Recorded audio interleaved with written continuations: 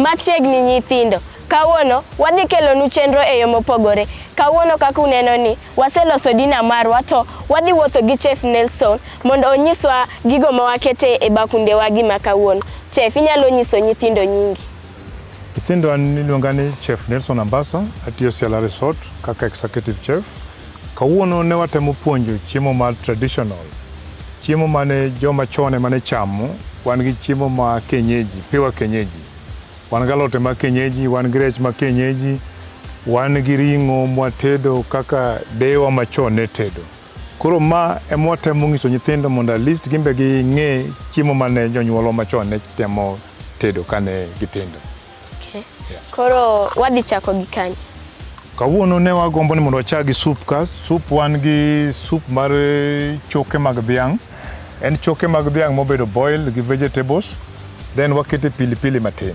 Matin mok nyalo hinyo nyithindo. Mae soup ma wan go. Koro kwa kanyo to wabire salads. Salad wan gi salads abich. Salads gin alode mong'ado ng'adi kasto wamarine gine. Watimo negi seasoning gi vinegar and gi salt matin. Wan gi salad mar nyanya, wan gi salad mar kachumbari, wan gi coleslaw, wan gi Caesar salad, and wan gi beetroot and pineapple salad. Koro kwasa e salads, wan gi dressing michamo go salad, wan gi mustard, black olive, green olive, sweet corn, chili and mayonnaise. Okay. Koro mago war nyalo riwo gi salad gi keto wachamo salads. Kwaya kanyo to wabiro ka, wan gi mchele mobedo steam, mchele mana mochwag gi mo gi pi kende. Then wan gi mchele mobedo ploughed. Ploughed en mchele mwachielo gi spices.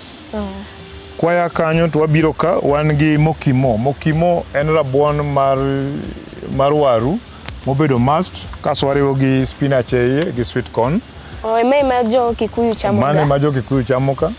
Then kibiki ya kanyo to wan gi kuon wan gi kuon ma white gi brown. Kaso wabiro ka wan gi chapat.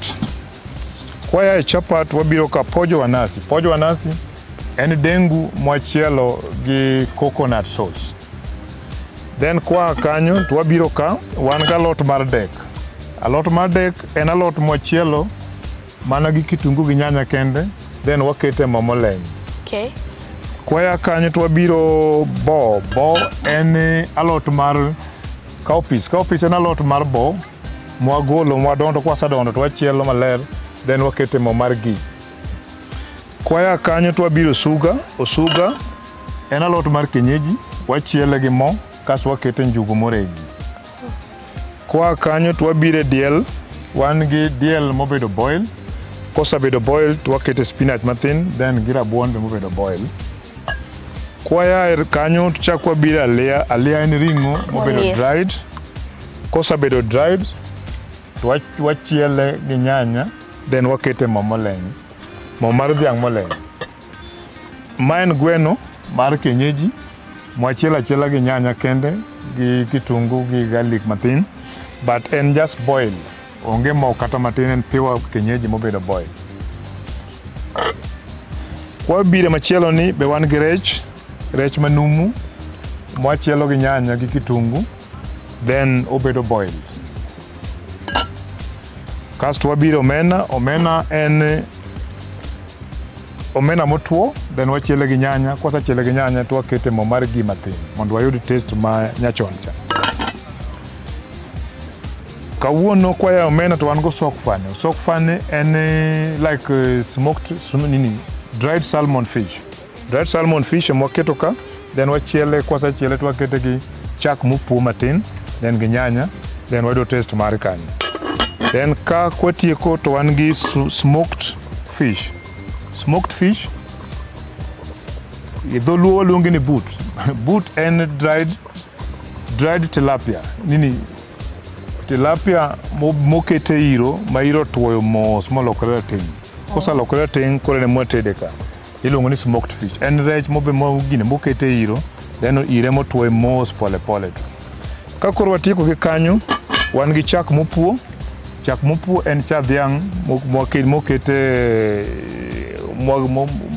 cha dhiang' mobedo kaka mala, then wakete ko. Koro mane mwatieko go, kasto kisatieko chamo main dish mari. Kia mendish mari tibiro ka wan gi dessert wan gi variety ang'wen gi fruits badek. Wan gi strawberry cake, wan gi ginger pudding, then wan gi nut gatu, then wan gi chocolate cookies, then wan gi 3 fruits, wan gi pawpaw, pineapple and gi melon.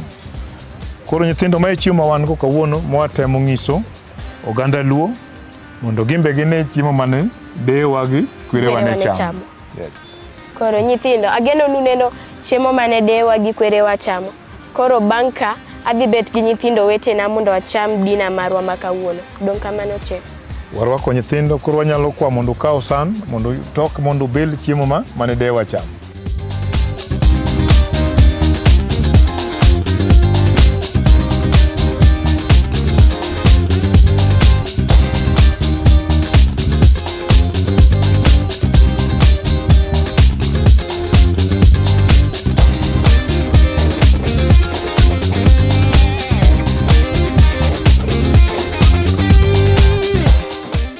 Nyithindo wasetoko chiembwa kendo wabet piny mondo wabed gi dina marwa. Koro I hope that you are enjoying your meal. Yeah. Are you enjoying? Yeah. Nyithindo wetena wacho ni chiemo mit. So koro chef nyalo nyiso nyithindo nyango ka watieko. Nyithindo anyalo temo wachonu ni chiemo mar kienyeji yudo mana Siala Resort. Koro Siala Resort minyalo biro ka mondo yud chiemo. Siala temo puonjo chiemo machon mane dewa tedo chon. Emo temo nyiso nyithindo mondo mi ging'e culture maro. Koro ma warwako nyithindo every Sunday Siala golo chiemo ne dinner. Koro kibiro Siala godhiambo tibiro yudo chiemo machalo bila ni dinner. Warwako nyithindo. So my fellow kids, can you say bye to the kids watching at home? Okay, bye kids. Bye bye.